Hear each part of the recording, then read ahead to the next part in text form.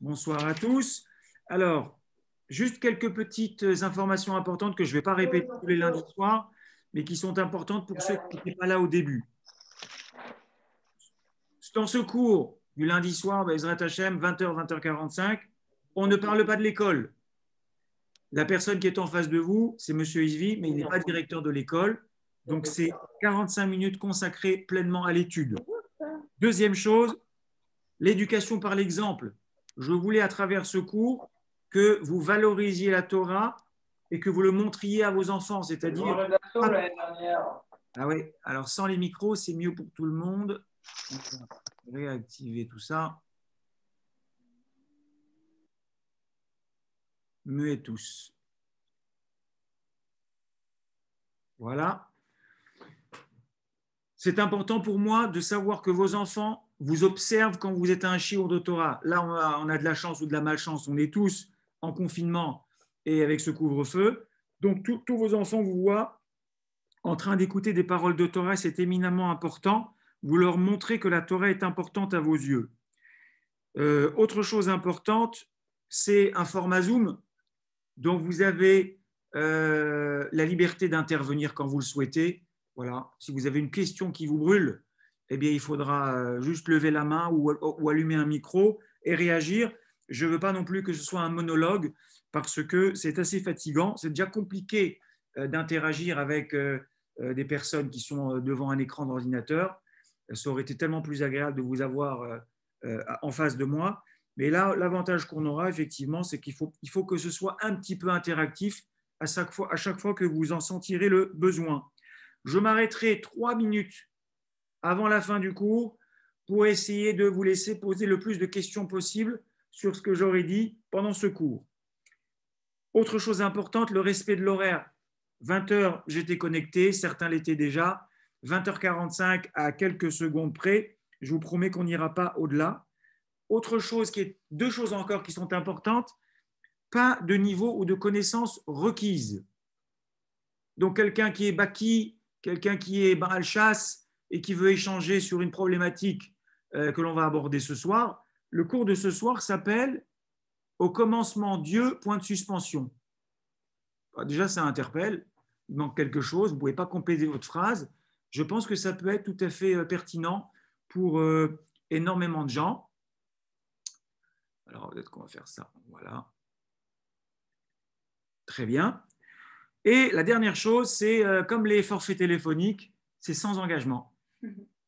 Sans engagement, ça veut dire vous êtes là ce soir, je ne sais pas combien vous êtes, puis on s'en fiche, on est 15. Et la semaine prochaine, on est 40, tant mieux. On est 7, tant mieux, enfin tant mieux ou tant pis. Vous avez un empêchement, vous n'êtes pas obligé de prévenir. Le cours, il aura lieu dès l'instant où j'aurai même une seule personne qui a envie d'étudier. Moi, en tout cas, j'ai fait ce qu'on appelle Kvirut Eitim la Torah. Après 120 ans, il y a 3 questions qu'Akadosh Baruch Hu va nous poser. Première question, comment tu t'appelles? Ah bon? Eh oui. La première question qu'on va nous poser après 120 ans, bonjour monsieur, présentez-vous. Et ça a l'air simple comme question, sauf que Chazal nous dise que, et mat, avec la terreur et l'effroi et la crainte qu'il y aura à ce moment-là, on en oubliera notre propre nom. Incroyable. On ne se rappelle pas de son nom et il y a une ségoula pour justement ne pas être pris par la terreur du moment et à en oublier son nom, qui consiste à la fin de la Hamida, avant de reculer, de dire un pasouk de la Torah dont la première lettre correspond à la première lettre de votre prénom et la dernière lettre correspond à la dernière lettre de votre prénom. Ceux qui ne le font pas encore, commencez à le faire. À la fin du Patach Eliyahu, vous avez pratiquement tous les prénoms connus. Il n'y a pas Jean-François et Christian, vous comprendrez pourquoi, mais il y a tous les prénoms les plus répandus avec le pasouk qui correspond. Derrière Hagav, je vous ouvre une parenthèse. Tu me dis d'accord, on aura tellement peur qu'on ne se rappellera pas de son prénom. Et tu veux que je me souvienne d'un pasouk qui fait 3,5 km, qui est très difficile à mémoriser? Comment je me rappellerai plus de ce pasouk là-haut que de mon propre prénom? Écoutez bien, chers amis, La réponse, elle est extraordinaire. Elle a dit, mais non, il n'y a pas de problème. C'est que tu arrives dans un monde où la seule chose qui compte, c'est la Torah. Et la seule chose que tu emporteras avec toi, c'est la Torah que tu auras acquis ici. Voilà la raison pour laquelle cette ségoula qui permet de se souvenir de son prénom, c'est ce fameux pasouk de Torah dans lequel il y a la première lettre de mon prénom et la dernière lettre de mon prénom également. La deuxième question qu'on nous pose, c'est, elle n'est pas simple celle-là, hein? Nasata venatata be'emuna. Est-ce que tu as commercé avec honnêteté? Ou, pour dire plus simplement, est-ce que tu as été honnête dans ta façon de gagner ta vie? Est-ce que tu n'as pas volé les gens? Est-ce que tu n'as pas triché? Est-ce que tu n'as pas menti pour parvenir à tes ambitions? Est-ce que tu as été honnête à chaque fois que tu as essayé de gagner ta vie? Ah oui, on comprend que… Et puis alors là, je vais vous dire tout de suite, on est devant Akadosh Baruch Hu, inutile d'essayer de mentir. En fait, c'est des questions rhétoriques, il a les réponses. Hein. Et la troisième question qui nous sera posée, c'est Hakavata etim la Torah. Est-ce que tu as fixé des temps d'études? Est-ce que tu t'es fixé des temps d'études? Alors, kvi'ut et etim, pour vous donner une idée de ce que signifie le verbe likboa en hébreu, likvoa signifie fixer, mais de manière très solide. D'ailleurs, lorsque vous accrochez une mezouza à votre porte, vous dites une bracha qui est Baruch ata Hashem, Elokeinu melech haolam asher kiddushanu b'mitzvotav vetzivanu likvoa mezouza. Il nous a ordonné de fixer les mezouzot, et la halacha la plus évidente et la plus, j'ai envie de dire, simple des lois de la mezouza, c'est qu'il ne faut pas qu'elle bouge. La mezouza doit être fixée de manière très solide là où elle doit être posée. Et la réponse, c'est que dans la bracha, il y a l'ikvoa. Donc, hakavata itim la Torah, ça veut dire, dis-moi, tu as dit que le lundi soir, tu étudiais la Torah, très bien. Mais pourquoi tu l'as fait un soir et trois lundis non, et un quatrième lundi oui, et ensuite tu as laissé passer 8 lundis? Ça, c'est pas de la kvirout. La kvirout, ça veut dire tu vas jusqu'au bout. Si tu dis que tu étudies la Torah de 20h à 20h45 le lundi, Adam ki yamut ba'ohel, dans les lois de Négaïm, de pureté et d'impureté, il y a un passage qui dit un homme qui meurt dans la tente, on apprend de là au sens littéral, toutes les lois de l'impureté liées à la mort. Mais de manière imagée, on apprend de ce passouk-là aussi que c'est une allusion à l'étude de la Torah.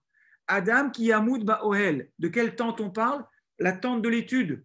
Quand je suis dans la tente de l'étude, quand je suis à la yeshiva, quand je suis au Beth Hamidrash, quand j'ai décidé que cet endroit, cet espace ici, c'était un espace d'étude, pour le plus grand désespoir de tous les membres de ma famille là ce soir, qui ne peuvent même pas rentrer là où je suis, parce que je ne vais pas m'arrêter, je vais faire du bruit et je vais parler, j'ai décidé qu'ici, pardon de l'expression, on est comme mort, c'est-à-dire un mort, on ne le dérange pas. Alors quand on est en train d'étudier la Torah, on ne se laisse pas déranger de la même manière.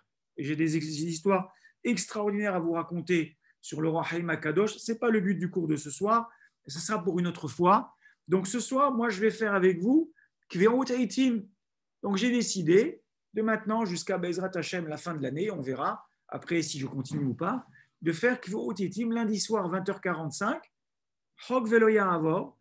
Dans mon agenda, il est marqué études, cours, sauf cas exceptionnel. Moi, j'ai un rave, il rate pas un shiur de Torah pour une Brit Mila. On a beaucoup de mal à l'inviter à un mariage si à ce moment-là, il a un temps d'étude. Ça veut dire, il est cohérent. L'étude de la Torah, c'est quelque chose d'immuable, donc je ne me laisse pas déranger, même pour des raisons très importantes. Alors évidemment que parfois, oui, si je devais marier mon fils ou ma fille, je ne vais pas vous dire lundi soir, excusez-moi, je vais faire attendre tout le monde, je vais continuer le cours, mais presque dans l'absolu, il faudrait, et on a entendu des histoires comme celle-là. Mais vous concernant, moi, voilà, je vous dis, c'est sans engagement, on ne fera pas d'appel, on ne vérifiera pas qui est là et qui n'est pas là. Jusque-là, pas de questions, je n'ai pas commencé le cours, on va le commencer tout de suite. Je voudrais partager avec vous, et ça, M. Beribi va être servi, on est dans la paracha de la semaine entre parachat Vaera et parachat Bo. Dans la paracha de Vaera, c'est le début des makot, des plaies. Il y a 7 makot qui sont données dans parachat Vaera. Pour s'en souvenir, vous prenez les 2 premières lettres de la paracha, Vav et Aleph, si c'est 1, ça fait 7. Et dans la paracha de Bo, il y en a 10 en tout, on le sait très bien, donc il y en a 3. Autre moyen de s'en souvenir, parachat de Bo, Bet, Aleph, Bet égale 2, Aleph égale 1. Au total, ça fait 3. 7 makot dans parachat Vaera, 3 makot dans la parachat de Bo. Je vais vous parler pourquoi il fallait faire toutes ces makot.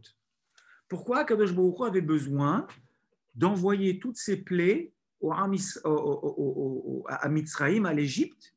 C'était tellement plus simple de dire, regarde, d'ailleurs, Moshe Rabbeinu, il a pensé que ça se passerait comme ça. Je t'envoie, présente-toi chez lui, fais-lui un petit peu d'abracadabra, hocus pocus, un petit tour de magie, un bâton, un serpent, une main lépreuse, etc.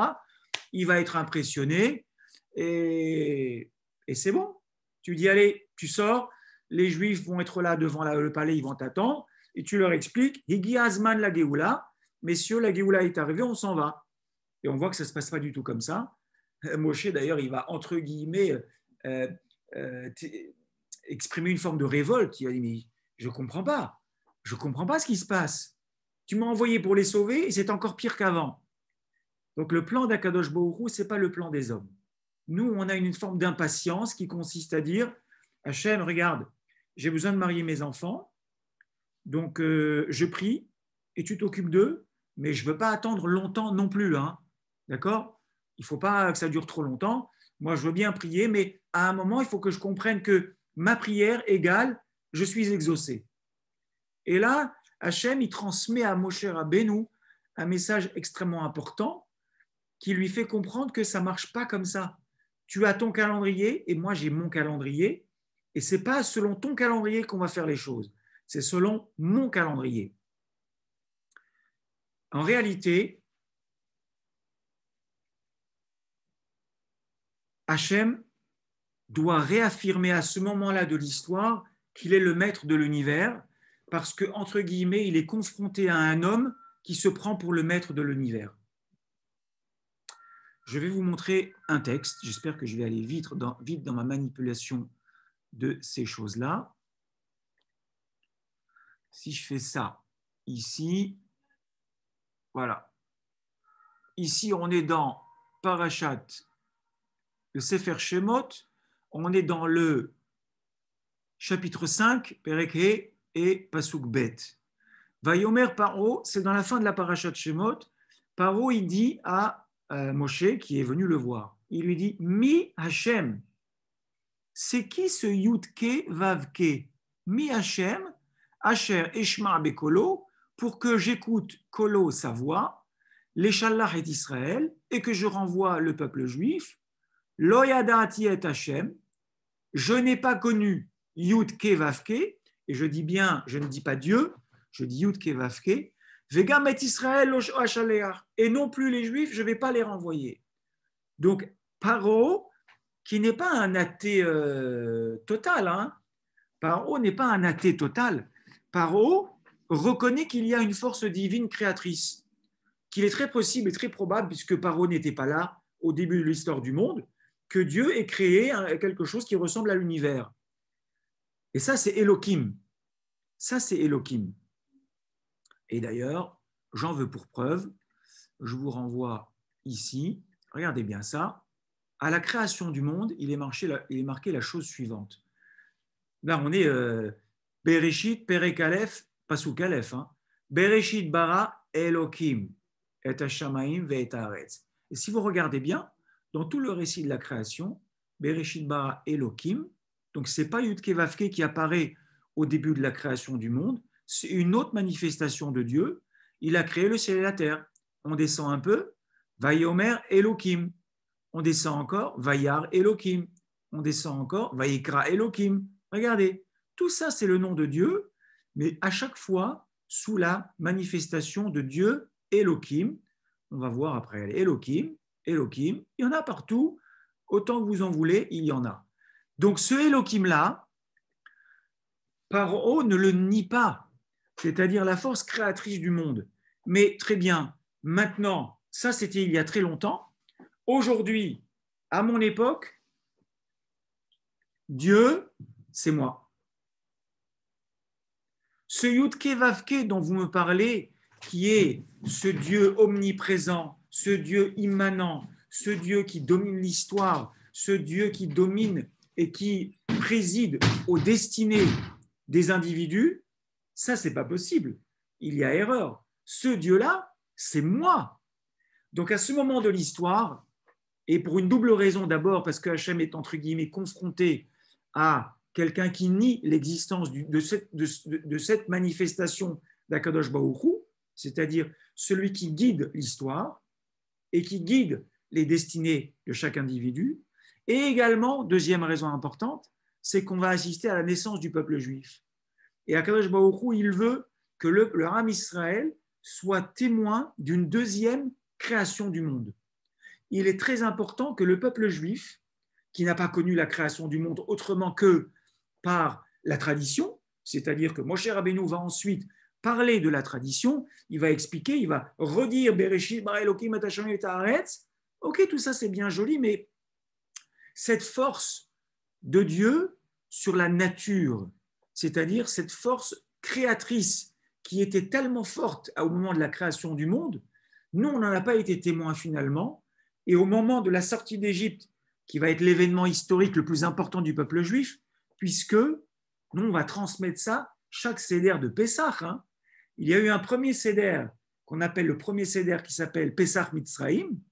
À partir de la sortie d'Égypte, il va y avoir un séder de Pessah jusqu'à celui que vous avez vécu confiné l'an dernier. Chaque année le même. Donc c'était très important à ce moment-là que Akadosh Baruch Hu, il montre qui est le maître de l'univers, qui est le maître de la nature et qui domine les éléments, parce qu'en même temps, dans l'histoire, il y a un monsieur qui s'appelle Paro et qui dit non, le maître des éléments, c'est moi. Et tout ce combat que l'on voit dans les parachutes qu'on est en train d'étudier, c'est exactement ça. Et donc, Hachem, il explique à Moshe, il dit non, non, non, non, non, non, non. Je ne vais pas faire comme ça. On ne va pas claquer des doigts et le peuple juif il va sortir. Je veux que ce rachat de Paro, ils comprennent qui est le maître du monde. Et je veux également que mes enfants, les Bnei Israël, ils comprennent que je suis le maître de l'univers. J'ai créé l'univers et je continue de le régir. Et je vais échanger avec vous une pensée du Maharal de Prague qui fait un parallèle entre les Makot, les 10 plaies, et ce qu'on appelle les 10 paroles.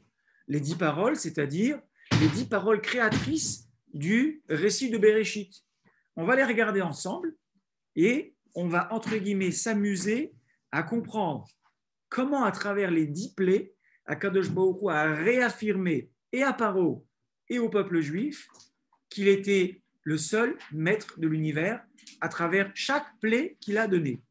On y va. S'il n'y a pas de questions jusque-là, alors tout va très bien. On y va, on partage ça ensemble. Je vais reprendre le récit de Bereshit. Tout le monde voit l'écran, je suppose. Alors, vous suivez, je vais aller un peu vite. Si vous avez le texte sous les yeux, c'est encore mieux. On est dans les premières lignes de la Torah.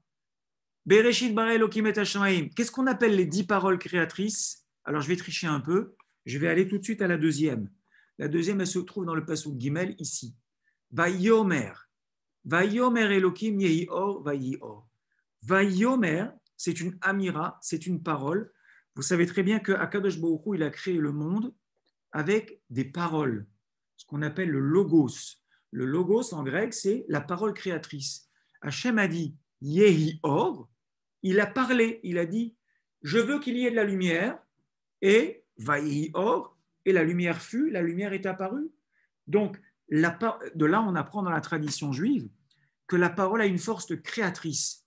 Et ça, c'est extrêmement important. Et si elle a une force créatrice, elle a aussi une force destructrice.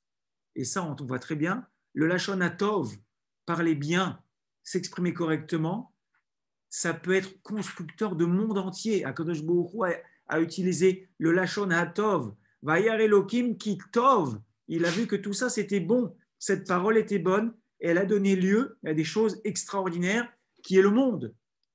Et de la même manière, malheureusement inversement, la lachon hara, la mauvaise parole, la parole utilisée de manière détournée, de manière interdite, elle, par opposition, elle est synonyme de destruction. Et combien de choses on peut détruire, combien de personnes on peut détruire par une simple parole. Donc, Amira, à chaque fois que l'on voit Vayomer, on voit que c'est une parole créatrice. Elohim, c'est Hachem créateur, la lumière. Alors, je vais remonter. Ce qu'il faut savoir, c'est que si on compte les Vayomer dans le récit de la création, on ne va en trouver que 9.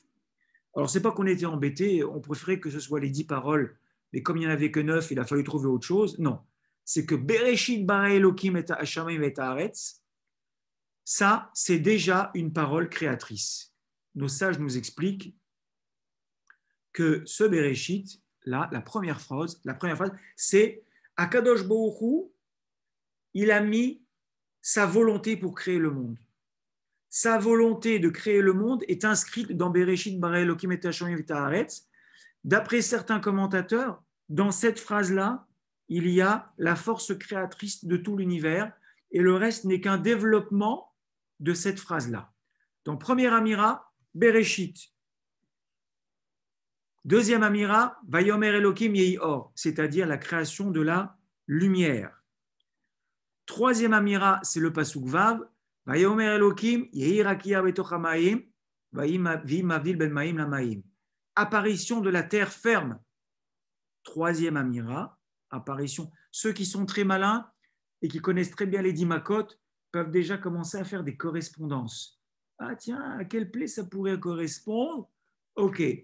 Ensuite, pasuk tête, Vayomer Elohim, donc une amira créatrice, Yikavu hamaim itahat hashamaim el makom, pardon, ça c'est la terre. Là, c'était le ciel. Je me suis trompé. Ici, c'était le ciel. Vayomer Elohim yirakia, c'est le ciel. Maintenant, on est pasuk tête à la terre. Ensuite, pasuk yud aleph, Vayomer Elohim tachia ares deshe esev mazira zera. C'est la création de la végétation. Là, on est à la 5e amira. Ensuite, pasuk yud dalet, ici, Vayomer Elohim yehi me'orot birkia hashamayim, c'est-à-dire les astres, le soleil, la lune, les étoiles.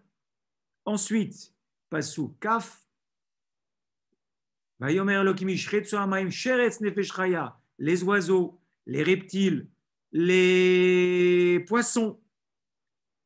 Ensuite, pasuk kaf dalet, on est à la 8e amira, Vayomer Elohim totse haaretz nefesh chaya, c'est-à-dire les animaux.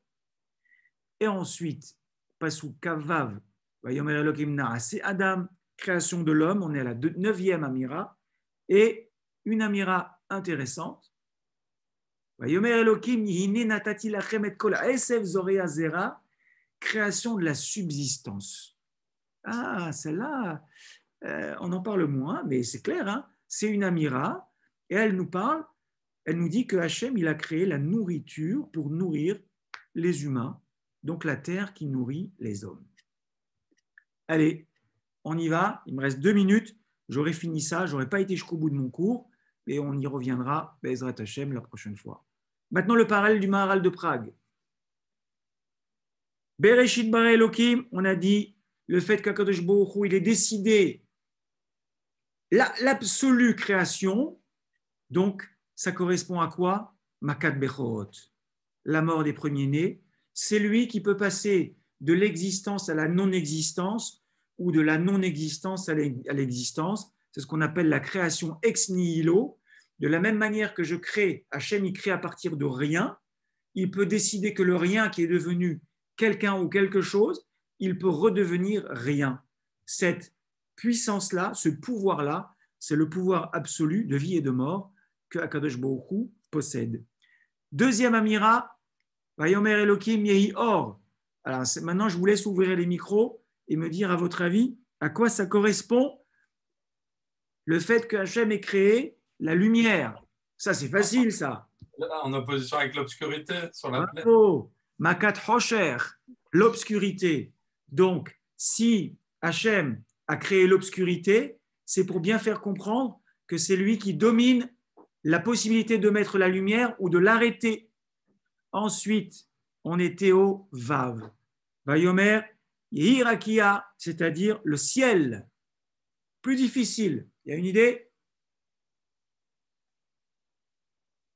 Non, personne. C'est facile une fois qu'on le sait. La grêle, Barad. D'où est-ce que la grêle est tombée?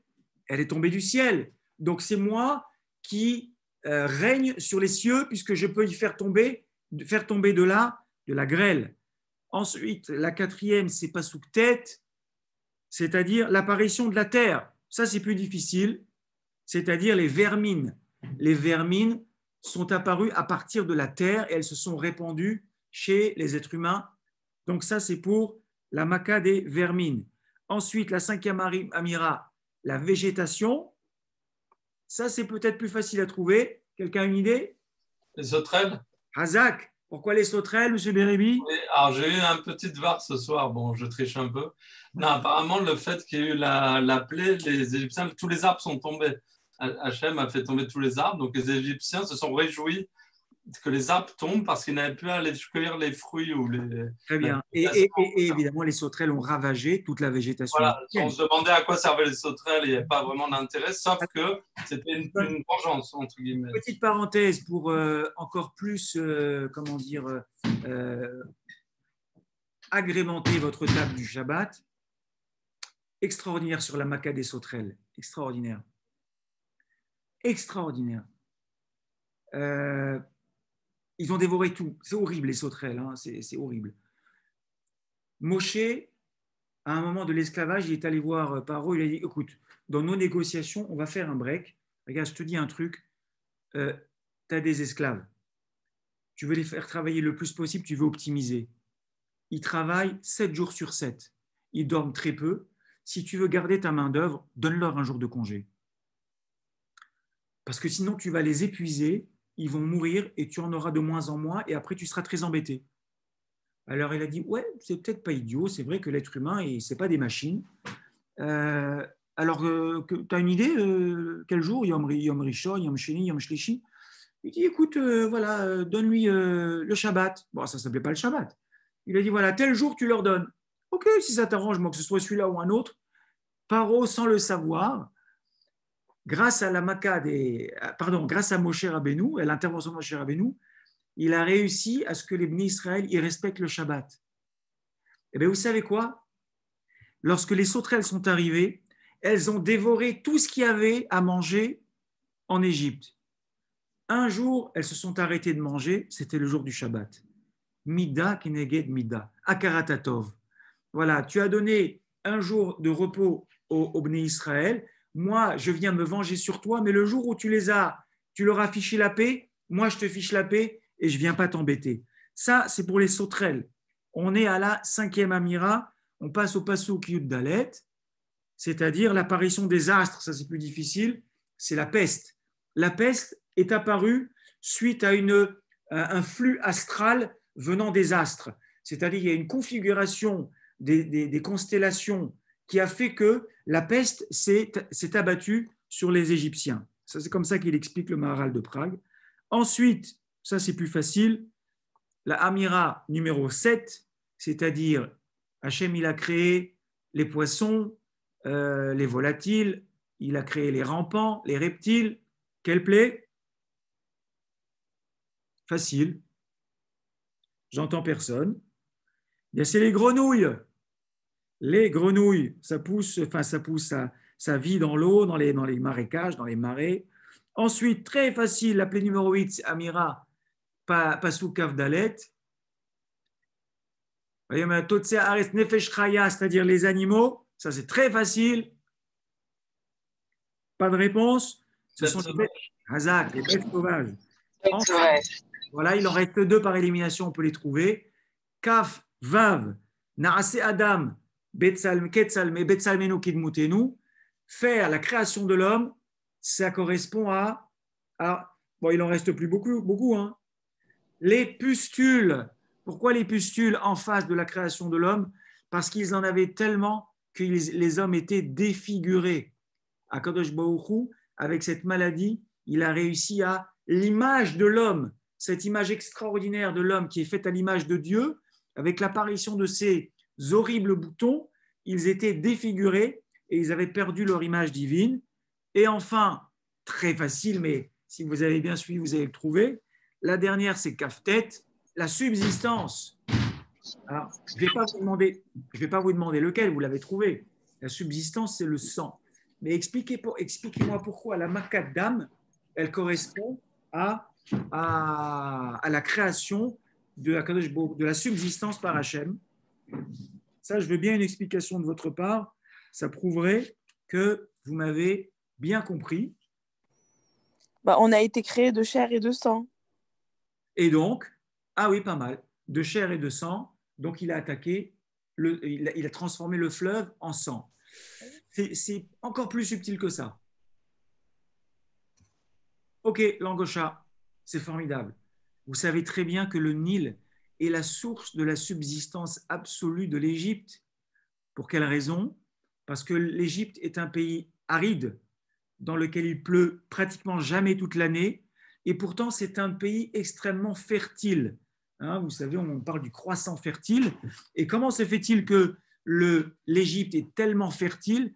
Tout simplement, c'est que le Nil est un fleuve immense avec des confluents qui irriguent toute la terre égyptienne et que régulièrement, le Nil déborde. Il y a des crues phénoménales dans le fleuve du Nil et ces crues du Nil viennent irriguer par les confluents toute la terre d'Égypte et la rendre fertile et donc donner la subsistance à tout le pays.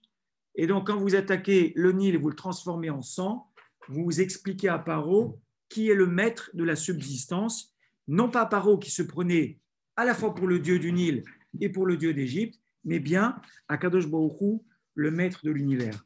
Voilà, c'est ce que je voulais vous dire. Je voulais partager ce Maharal de Prague avec vous qui est, à mon sens, absolument phénoménal et très, très, très beau.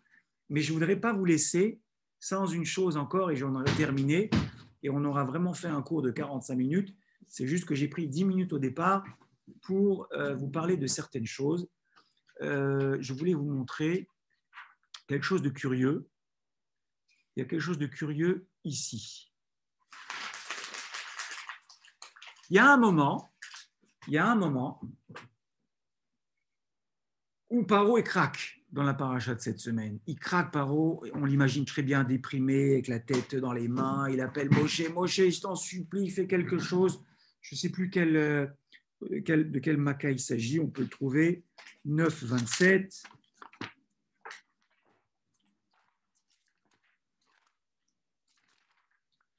« 9, 27, Barad. Barad. Ne me demandez pas pourquoi à ce moment-là il craque, mais il a craqué à plusieurs reprises là vers la fin. Barad, c'est donc la grêle. Au moment de la grêle, il n'en peut plus. Et il appelle Moshe. Vaishlar Paro. Paro est allé chercher Moshe. Vaikra les Moshe, il l'a appelé. Ul Aaron, il a appelé Aaron. Vayomer Alehem. Il leur a dit Hatati Apaham. Ceux qui comprennent l'hébreu verront que c'est lourd. Hatati Apaham. Maintenant, j'ai fauté. Ah, il fait Tahanoun. Paro fait Tahanoun. Il regrette, il fait tchouva. Et il dit, regardez ce qu'il dit. Je vous ai dit tout à l'heure, Elohim, je connais. Yudke Vavke, je ne connais pas. Hein? Je vous ai montré tout à l'heure. Mi Hashem Asher Eshma Elav. Je ne sais pas si je l'avais, mais je ne vais pas perdre de temps avec ça. Quand Moshe est venu parler à Paro en lui disant que c'est Hashem qui l'envoie, il lui dit Yudke Vavke, c'est qui Yudke Vavke? Je ne connais pas Yudke Vavke. Et là, il dit Hatati Aparam, je reconnais que j'ai fauté cette fois. Yudke Vavke, donc la manifestation divine, créatrice, immanente, permanente, celle qui régit le monde depuis maintenant jusqu'à la fin des temps, il est tzaddik. Il est tzaddik. Va'ani et moi, Ve'ami et mon peuple, Harshaim, on est des Harshaim. Qu'est-ce que vous pensez de ça? Waouh! Mais c'est extraordinaire, c'est une tchouva folle, une tchouva extraordinaire. Détrompez-vous. Un rachat, il reste rachat jusqu'au bout. Regardez comment Chazal, il décrypte le message de Paro, et on sait très bien qu'il n'est pas sincère, puisqu'il va encore changer d'avis juste derrière. Vous savez que ce nom-là, on dit que Amalek, il est venu le casser en deux. Et donc, tant que ce nom, Yud-Kevavke, il n'est pas Shalem, Mashiach, il ne peut pas venir. Et on est en exil. Donc, cette volonté de briser cette plénitude de Yud-Kevavke, c'est le tétragramme, hein, c'est un des noms d'Akadosh Baruch Hu les plus forts. Elle est terrible. Et là, on a l'impression pourtant que Paro il dit que Yud-Kevavke, il est tzaddik. Regardez ce que je vous ai préparé.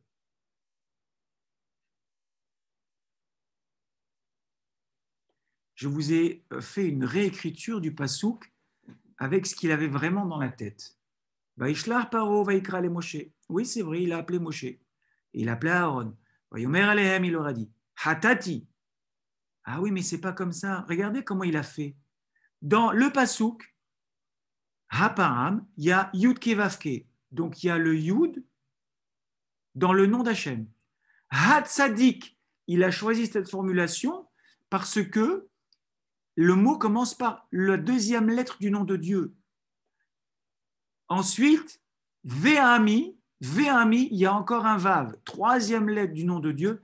Je n'ai pas voulu le faire ici parce que je ne veux pas me permettre d'écrire le nom d'Hachem en entier et de le transformer en rouge, mais vous l'aurez compris, on a Yud, Ke, Vav, Ke, et en réalité, ce rachat, qu'est-ce qu'il a mis en plein milieu du nom? C'est-à-dire au beau milieu, il a mis Ani. Ani, c'est moi, c'est le jeu de Paro. Il a dit, ton Yud Kevavke, je fais juste semblant de le reconnaître. Mais moi, je vais me mettre au milieu du nom d'Hachem et je vais le casser en deux pour montrer que le vrai Dieu, c'est pas lui, mais c'est moi. Incroyable. Regardez, un rachat, il reste rachat jusqu'au bout. Et je termine avec cette histoire extraordinaire. Et ceux qui veulent partir, parce que j'avais promis qu'on arrêterait à 45, ils peuvent le faire. Extraordinaire sur la riche route. C'est très difficile quand on est empêtré dans la riche route de faire tchouva. J'ai parlé de ça dans le Beth Midrash des filles mardi dernier, et je vais en reparler demain. Et parfois, Kadosh Baruch Hu, il nous empêche de faire tchouva. On va tellement loin dans le mal qu'il nous empêche de faire tchouva. Il y avait une histoire qu'on raconte à l'époque de Rav Moshe Feinstein, qui était un gadol, un possèque ador extraordinaire, qui est mort en 1975. Donc, ceux qui sont un peu âgés comme nous, de notre génération, ils ont vécu à son époque.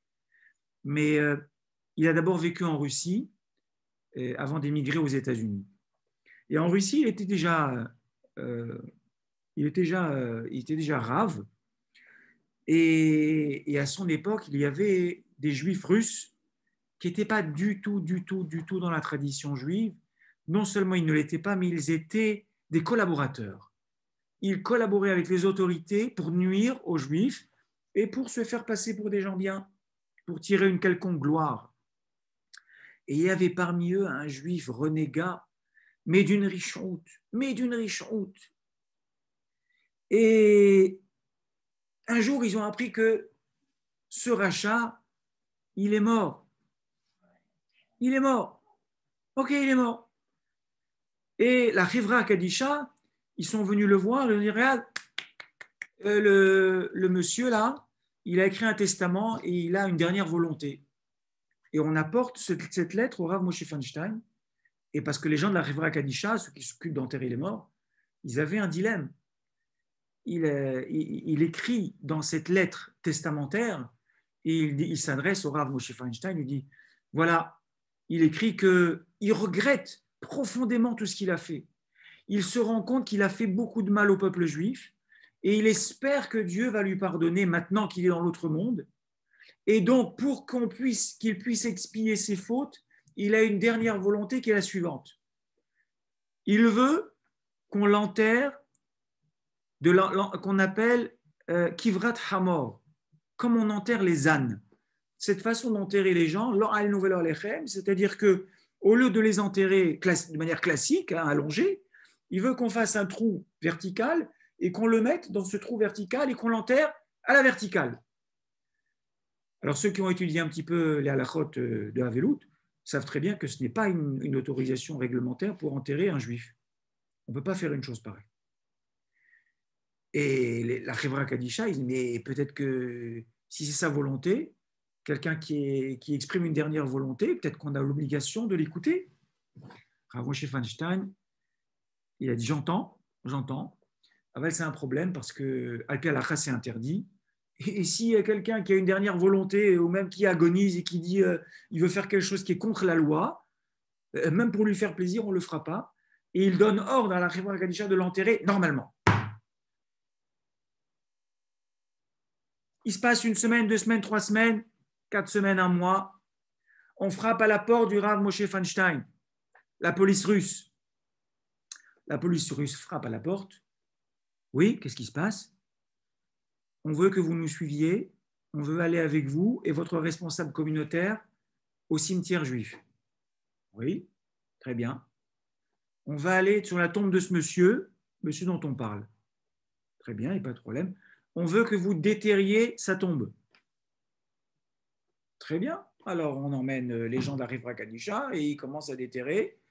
Et les Russes constatent qu'il est enterré normalement. Et là, le responsable de la police russe se tourne vers le Rav Moshe Feinstein et lui dit oh là, je comprends quelque chose maintenant. Ce juif russe, il vous détestait vraiment beaucoup. Et pourquoi? Il dit parce qu'il nous a envoyé une lettre pour nous prévenir qu'après sa mort, les Juifs vont tellement vouloir se venger qu'ils vont vouloir l'enterrer comme un âne à la verticale. Donc, merci d'aller vérifier qu'il a bien été enterré correctement, parce que vous allez voir que pour se venger de lui, ils vont faire ça, et on voulait savoir si vous étiez capable de faire une chose pareille. Regardez jusqu'où elle va la riche honte. Ça veut dire jusqu'après sa mort, il a voulu continuer à nuire à ses frères juifs, parce qu'un raja, quand il a dépassé un point de non-retour, c'est très difficile pour lui de faire marche arrière. Voilà, je vais terminer maintenant ce cours. Comme promis, je vous ai dit que je vous laisserai la parole 2-3 minutes parce qu'on voudrait libérer tout le monde et on va conclure. Et j'avais encore d'autres choses à vous dire et ce sera pour une autre fois, la semaine prochaine, Be'ezrat Hashem. Donc, je veux bien écouter vos questions ou vos réactions si vous en avez. La parole est à vous.